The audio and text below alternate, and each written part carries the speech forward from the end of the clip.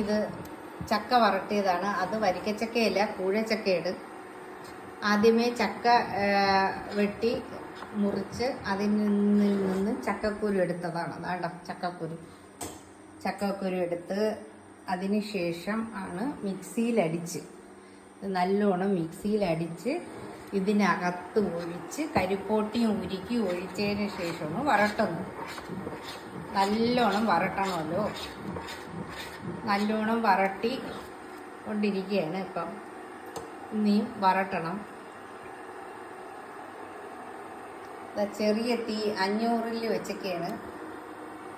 ചെറിയ തീയിലിട്ട് വരട്ടിക്കൊണ്ടിരിക്കുകയാണ്.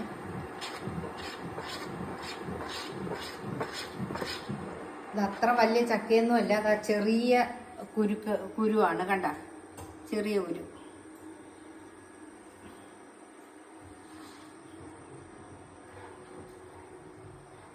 പച്ചക്കറിയെല്ലാം ഫ്രിഡ്ജ് കേടായതുകൊണ്ട് പച്ചക്കറി എല്ലാം ഇങ്ങനെ വെച്ച് എല്ലാം അഴുകാൻ തുടങ്ങിയിട്ടുണ്ട്.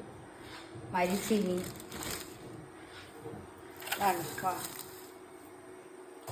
കൂകീച്ച വറക്കുന്നുണ്ട്.